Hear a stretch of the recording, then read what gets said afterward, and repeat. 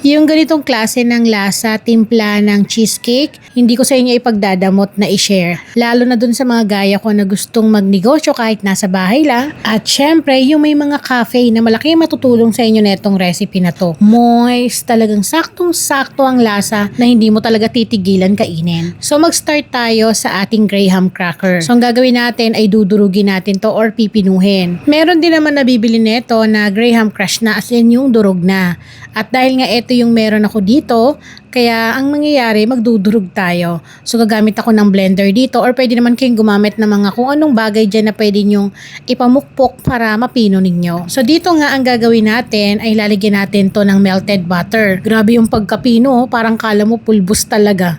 So lalagay natin sa isang malinis na lagayan. Then mag-add tayo ng 1/4 cup ng melted butter. Unsalted po yung gamit ko.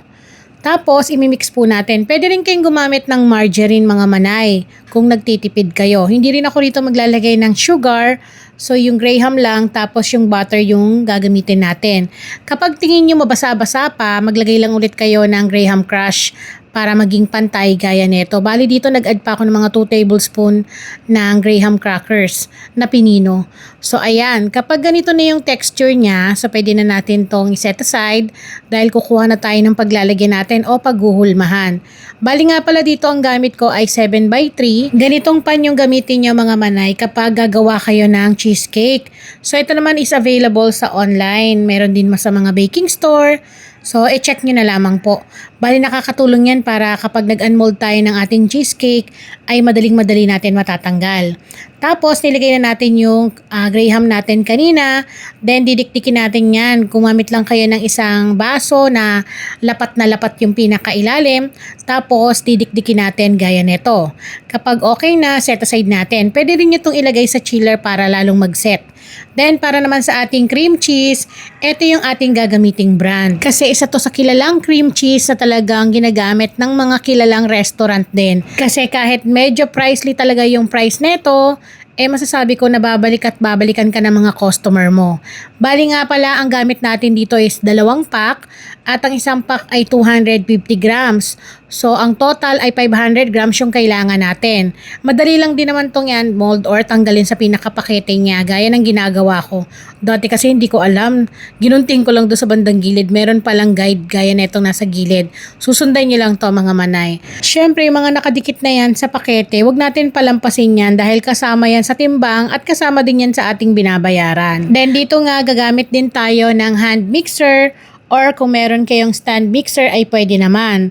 Pero advice ko lang, kapag gagamitin nyo tong cream cheese, gagawa na kayo ng cheesecake, mas mainam tanggalin nyo na ng mga 20 minutes sa chiller. Kasi kapag gagamitin nyo sa kanya, tatanggalin sa chiller, ganito nga, sobrang hirap niyang i-hand mixer. So, lumalaban talaga. So, kailangan lang natin yan munang i-mix ng maigi para magwatak-watak, lumambot siya, saka tayo maglalagay ng paisa-isa ng itlog. So, maglalagay ako ng medium size ng egg, then mix ulit natin. Huwag nyo po lahat ilalagay para po talagang nahalo ng maayos yung mga sangkap na ating ilalagay sa mixture natin. Then, yung aking hand mixer ay naka number 3 lang. So, huwag nyo rin ito todo. Tapos, lalagay ulit natin yung another na 1 pirasong itlog. Pero mas mainam, scrape nyo rin to mga manay hanggang ilalim, gilid, para kasi at natatamaan din ng ating stand mixer or hand mixer na gamit. Kasi minsan may mga buo-buo na cream cheese pa na hindi talaga nahalo ng maayos. So, nilagay ko na yung 1 piraso ulit na medium size ng egg. So, 2 buo ng itlog yung ilalagay natin. Then, dun sa pinakalas, egg yolk na lang yung ilalagay natin. So, 2 buong itlog at 1 egg yolk yung kailangan nating ilagay dito.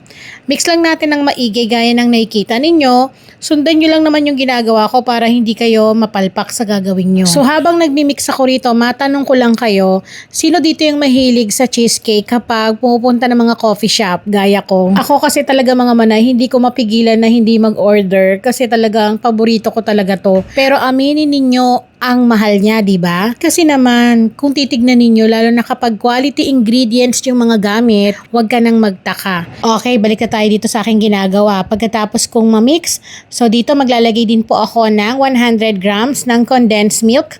So magtatanong kayo, Manay, bakit condensed milk yung gamit mo, hindi powdered sugar or white sugar? Kasi nga ito nga yung sekreto para mas lalong sumarap. Basta gayahin mo na lang. Alam nyo ba tong recipe na sinishare ko sa inyo ay isa sa sekreto ko kung paano masarap at mas moist yung cheesecake na pwede mong ibenta.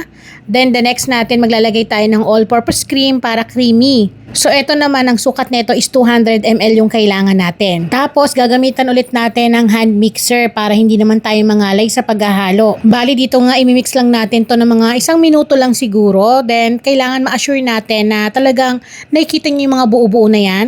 Kailangan mawala yan. Maging smooth yung texture ng ating cream cheese or cheesecake para talagang maganda yung kalalabasan ng ating ibibake. Then after 1 minute na ating paghahalo, so maglalagay din tayo rito ng 1 teaspoon ng vanilla extract or vanilla essence. Tapos gamit na lang tayo dito ng spatula.